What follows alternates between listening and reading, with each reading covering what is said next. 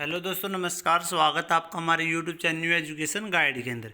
तो दोस्तों आज हम चर्चा करेंगे हरियाणा शिक्षक भर्ती 2025 गवर्नमेंट और परमानेंट आपकी पोस्ट हैं। टोटल पोस्ट 1700 प्लस पोस्ट हैं। ऑफिशियल नोटिफिकेशन फुल डिटेल इसके अंदर मैं आपको बताने वाला हूं। क्वालिफिकेशन क्या रहेगी, एज, ठीक है, क्योंकि इसका मैटर क्वालिफिकेशन से रिलेटेड था। और ऑनलाइन अप्लीकेशन जो है आपका प्रोसेस जो है कब से स्टार्ट होगा, ठीक है, और कौन कौन भर सकते हैं, यानी ऑल स्टेट से, यानी पूरे हरियाणा से और अदर स्टेट से जो है पूरे भारत से जो है यहाँ पे अप्लाई कर सकते हैं। तो वीडियो बहुत इंपॉर्टेंट रहने वाली है, पॉइंट टू पॉइंट हम चर्चा करने वाले हैं। फिर बाद में आप पूरी वीडियो देखते नहीं हैं और फिर कमेंट करते हैं सर इसमें ये क्या है, ये क्या है। पूरी वीडियो को ध्यान से सुने, मैं एक एक चीज़ खोल के बताता हूँ कि ऐसे ये होगा, ऐसे ये होगा, तब पूरी वीडियो देखें, क्योंकि जल्दबाजी में देखते हैं फिर कमेंट करते रहते हैं, ठीक है। तो पूरी वीडियो को देखें, ध्यानपूर्वक देखें। तो अभी चर्चा करते हैं इस वीडियो के ऊपर, लेकिन उससे पहले एक चीज़ और बताना चाहूँगा। जो भी कैंडिडेट हिंदी की तैयारी कर रहे हैं भाई, वो टीजीटी, पीजीटी, असिस्टेंट प्रोफेसर, क्योंकि भाई आने वाली है आपकी एमआरएस, केवीएस, एनवीएस के अंदर है। और उसके साथ साथ में असिस्टेंट प्रोफेसर या एस्टेट का जो प्रोसेस है अभी स्टार्ट, मतलब एग्जाम होगा। और नेट का भी आगे आगे एग्जाम होने वाला है जून के अंदर। तो इसका अगर बैच लेना चाहते हैं हिंदी का, तो सक्सेस इन हिंदी एकेडमी पे, या इसके नीचे व्हाट्सअप नंबर मिलेगा 9728439007 नंबर पे आप कांटेक्ट कर सकते हैं, या 9068684954 नंबर पे आप कांटेक्ट करके बैच ले सकते हैं। और कोई भी कैंडिडेट भाई, अभी नए बैच आपके जो है डॉक्यूमेंट बनने स्टार्ट हो गए हैं अप्रैल से, तो वो लगभग डॉक्यूमेंट आपके खत्म हो चुके हैं SC BC EWS के, तो वो नए बनवा सकते हैं। उसके लिए आप कॉन्टैक्ट कर सकते हैं 9728439007 नंबर पे। वो मैं आपके बना दूँ, ऑनलाइन घर बैठे जो है वो आप प्राप्त कर सकते हैं भाई, ठीक है। तो अभी जो नोटिफिकेशन है उसके ऊपर करते हैं चर्चा। तो शिक्षक भर्ती है हरियाणा के अंदर आई है अभी ये, ठीक है। तो बहुत ज़्यादा मात्रा में पोस्ट हैं। अपनी तैयारी आप अभी से स्टार्ट कर दो तो आपको सिलेक्शन मिलने के पूरे चांसेस हो जाएंगे। टोटल पोस्ट 1700 हैं। ऑफिशियल नोटिफिकेशन उसके ऊपर हम चर्चा करने वाले हैं। तो भी चर्चा करेंगे नोटिस के ऊपर। तो दोस्तों ये आपकी पीजीटी की वैकेंसी है, ग्रुप बी की वैकेंसी है। तो ये जो वैकेंसी है हरियाणा पब्लिक सर्विस कमीशन करवाता है। इसका प्रोसेस जो भी होता है HPSC करवाता है। तो ये कोरिजोनम कल की डेट में आया हुआ है। वैसे मैंने एक वीडियो में बता भी दिया था, लेकिन कंप्लीट जो नॉलेज है आपको देनी थी, उसके लिए मैंने अभी जो है स्पेशल वीडियो बना रहा हूँ। ये जो एडवर्टाइजमेंट है आपकी 1600 जो 33 पोस्ट हैं वो आपकी teacher in the subject of computer science की हैं भाई, ठीक है। कंप्यूटर साइंस की हैं, रेस्ट ऑफ हरियाणा, ठीक है। पीजीटी की कंप्यूटर साइंस की वैकेंसी है रेस्ट ऑफ हरियाणा की। और एडवर्टाइजमेंट है आपका 26/2023 और 78 वैकेंसी है आपकी मेवात कैडर की 36/2023, ठीक है। ये भाई आपकी वैकेंसी 2023 वाली वैकेंसी है, HPSC ने निकाली थी पीजीटी, लेकिन इसके ऊपर केस हो रखा था क्वालिफिकेशन से रिलेटेड जो था। तो अभी इसके अंदर क्या चेंजमेंट किया गया, क्या कुछ है, वो क्वालिफिकेशन मैं आपको बताऊंगा। तो अभी जो इसके फॉर्म का प्रोसेस स्टार्ट होगा वो 28/4/2025 से अप टू 5 बजे, ठीक है, अप टू 5 PM पे आपका स्टार्ट हो जाएगा। 2/5/2000 यानी 2 मई तक जो आप इसके अंदर फॉर्म भर सकते हैं। 28/4 से शुरू हो जाएंगे, यानी 28 अप्रैल से 2 मई तक आप फॉर्म भर सकते हैं। HPSC.government.in वेबसाइट से जो है ये आप नोटिस ले भी सकते हैं। वहाँ पे आपको डेट भी मिलेगी कि कब से फॉर्म भरे जाएंगे, ठीक है। इसके अंदर क्या किया गया है भाई, इसके अंदर कोर्ट केस हुआ था, तो राजेश कुमार एंड अदर्स ने इन्होंने केस कर रखा था। और उसके बाद में ओनली कैंडिडेट हुआ है प्रोसेस द क्वालिफिकेशन, कौन कौन इसके अंदर अप्लाई कर सकता है। तो अभी जो नई रूल रेगुलेशन के अकॉर्डिंग क्या दिया है, national council for teacher education NCTE for PGT computer science would be considered eligible for the participate in the selection process. The qualification prescribed by the NCT for PGT computer science क्या रहने वाली है मैं वो बता देता हूँ। ये ध्यान से सुनना क्योंकि ये बहुत ही इंपॉर्टेंट है भाई।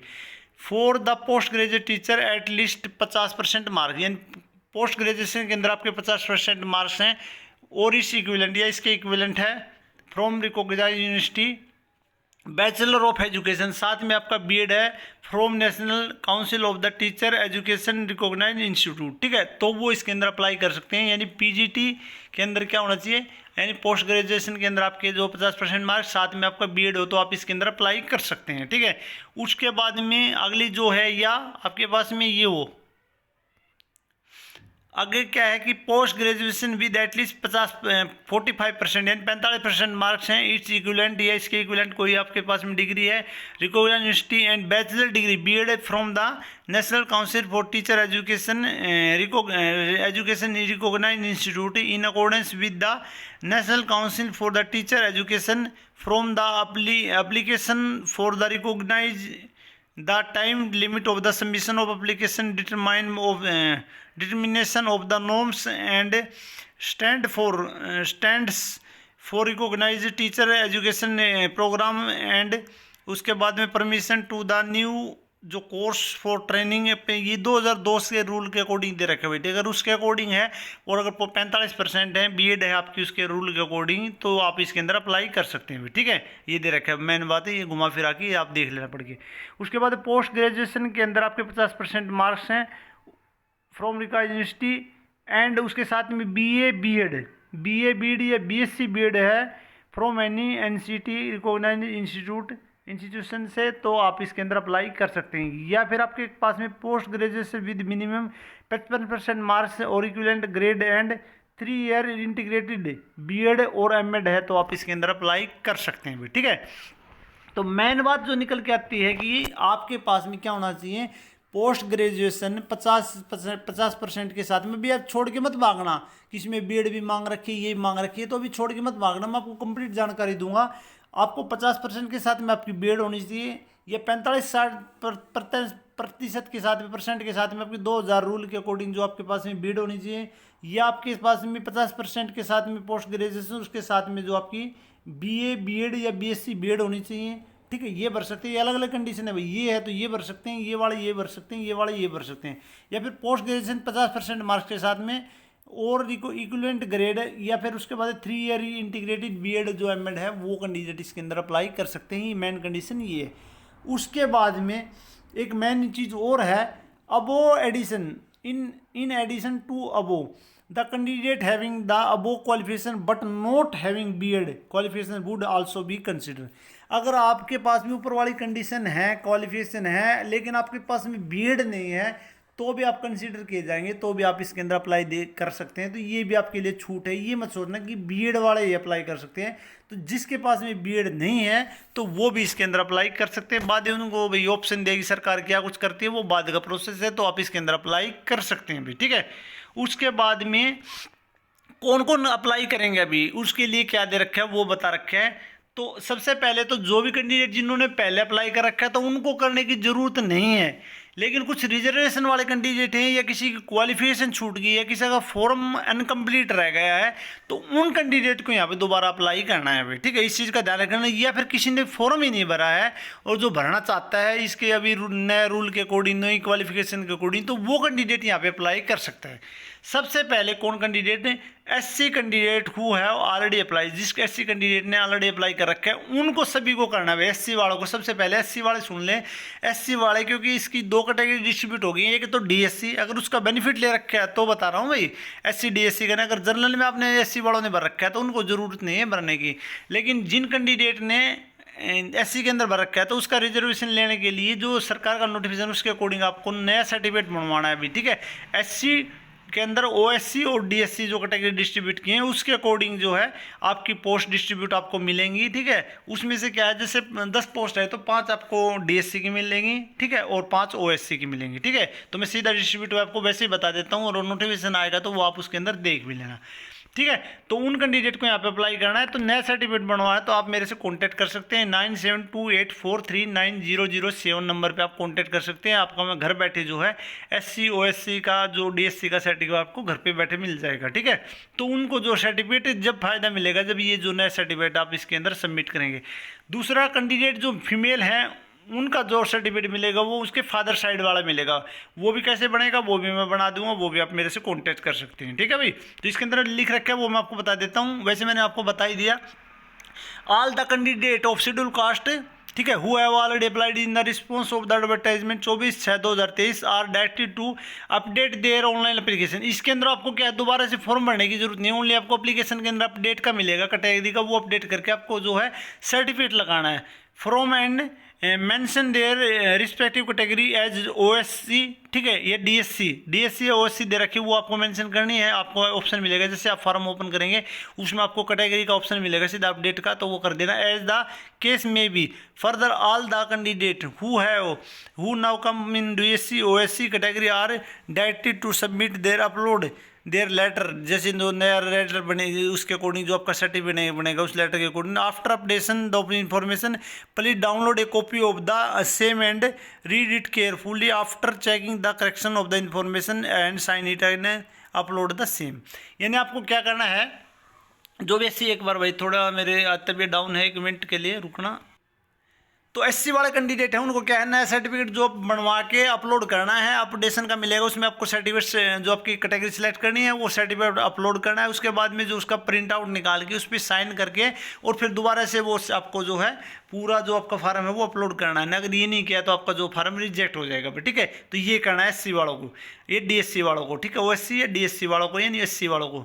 DSC and OSC candidate applying in the response to this corrigendum, all the candidate of DSC OSC category who have not applied earlier and are now applying after issuance of this correspondence would be required to submit online application from clearly mentioned their category as would be required to upload their latest DSC जो certificate है complete के द्वारा जो बनवा के along with all the online application, जिसने पहले नहीं कर रखा है इस कैटेगरी में, किसी ने जनरल नहीं कर रखा है, इसमें करना चाहते हैं तो वो सारे डॉक्यूमेंट जो अपने अपलोड भाई जो भी आपके सर्टिफिकेट बनवा के अच्छी प्रकार से अथॉरिटी के द्वारा तो आप उसका अप्लाई करें।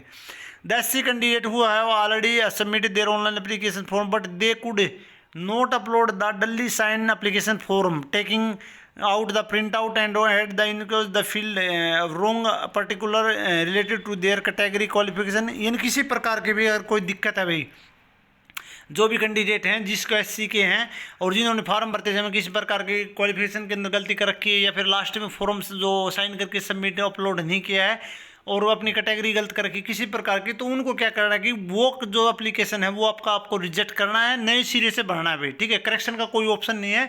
तो जिसके अंदर गलती हो रखी है एससी वाले कैंडिडेट, तो उनको जो है दोबारा से अपना जो सर्टिफिकेट लगा के और कंप्लीट फॉर्म नए सिरे से फ्रेश आपको एप्लीकेशन फॉर्म भरना है, ठीक है। लास्ट में आपको साइन करके जो अपलोड भी करना है।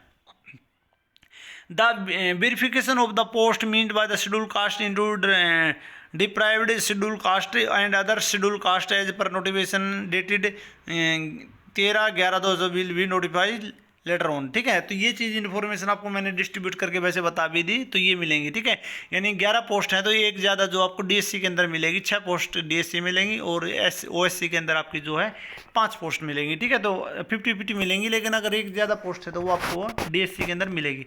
उसके बाद बीसीए और बीसीबी क्रीमी लेयर के लिए इनको लिए क्या दे रखा है, 2 कैंडिडेट हैं, तो ये भी सरकार ने इसके अंदर चेंजमेंट किया है, तो इसके अकॉर्डिंग नया सर्टिफिकेट जो बनवा के आपको अपलोड करना अगर इसका आप बेनिफिट लेना चाहते हो, ठीक है। All the candidate belong to BCA BCB non creamy layer के लिए candidate applying to response to this corrigendum would be have to upload a certificate on the online application portal has be issued पर Haryana government के अंदर जो changement किया गया इन्होंने Haryana government वो लेटर के अकॉर्डिंग जो आपको सर्टिफिकेट बनवा के अपलोड करना है, ठीक है। This certificate should be issued between 1/4/2025, ठीक है, till the closing date of the corrigendum certificate issued print is 16/7 period of the 16/7/2024 और after the closing date of the corrigendum would be consider, ठीक है। यानी मेन चीज़ है कि आपको 16/7/2024 के बाद, क्योंकि जो चेंजमेंट किया था उसके बाद वाला सर्टिफिकेट आपका यहाँ पे माना जाएगा। लेकिन ये जो फाइनेंशियल के अकॉर्डिंग बनता है तो आपको जो है 1 अप्रैल से जो है 25 वाला जो सर्टिफिकेट बनवाना है, अगर पुराना है तो वो नहीं चलेगा भाई, वो आपको अपलोड करना है, नहीं उनके लिए वो अपलोड का ऑप्शन मिलेगा।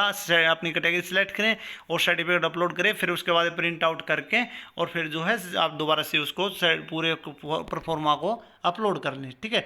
ऐसे ही EWS के लिए, ठीक है, ये फाइनेंशियल के अकॉर्डिंग बनता है तो 1/4, ठीक है, 1 अप्रैल से वाले माने जाएंगे भाई। अभी कोई फार्म भरते हैं तो उसमें नए वाले सर्टिफिकेट माने जाते हैं भाई, ठीक है। तो 1 अप्रैल से जो है आपका फार्म अभी 2019 से सर्टिफिकेट स्टार्ट हो गए हैं, तो आपके 26 मार्च तक जो है 2026 के 31 मार्च तक चलेंगे, ठीक है। तो अभी आप बनवा लेना, आप मेरे से कॉन्टैक्ट कर सकते हैं, मैं आपके घर बैठे बना के आपको प्रोवाइड करवा दूँगा, ठीक है। उसके बाद BCA BCB and EWS candidate हुआ है ऑलरेडी अप्लाइड, ठीक है, जो ऑलरेडी अप्लाइड कर रखा है और कोई भी किसी प्रकार की अगर गलती है इन्फॉर्मेशन के अंदर तो वो क्या है उसके बाद में दोबारा से फ्रेश जो है चेक करके आप दोबारा से वो उसके साइन अपलोड करके जो अगर नहीं कर रखा है तो वो आप दोबारा से भर सकते हैं। ऐसे DSM वालों के लिए भी, ठीक है, कोई करेक्शन है, कोई दिक्कत है, या फिर जो भी है एक्स सर्विसमैन के लिए भी DSC SC की जो है अलग अलग जो है कैटेगरी के अकॉर्डिंग जो है डिप्लोमा आप जो है आपका सर्टिफिकेट बनवा के अपलोड करेंगे। ठीक है भाई, ऐसे DSM के लिए है। उसके बाद में all candidate are advise to read the instruction mention in the वो एडवर्टाइजमेंट। आपके जो पुरानी एडवर्टाइजमेंट उसके अंदर जो दे रखे हैं वो पढ़ लेना, वो कि वो सारे के सारे सही रहेंगे। ठीक है, सारे के सारे वो रहेंगे, कोई चेंजमेंट नहीं है। Further incomplete and defective application जो है आपका रिजेक्ट कर लिया जाएगा। तो अच्छी प्रकार से फॉर्म भरे, कोई दिक्कत है तो आप मेरे से पूछ सकते हैं, और आपको भरना नहीं आता है तो आप फॉर्म मेरे से भरवा सकते हैं भाई। मैं ऑनलाइन फॉर्म भी आपके भर दूंगा, घर बैठे आप फॉर्म भरवा सकते हैं। ठीक है, the candidate who are applied against this condition their education qualification जो and eligibility will be consider on the last date. ठीक है, आपकी एलिजिबिलिटी है और क्वालिफिकेशन है वो आपकी 2/5/2025 के अकॉर्डिंग मानी जाएगी, 2/5/2025 के अकॉर्डिंग। और जो एज रहेगी वो आपकी 2023 18/7/2023 के अकॉर्डिंग मानी जाएगी।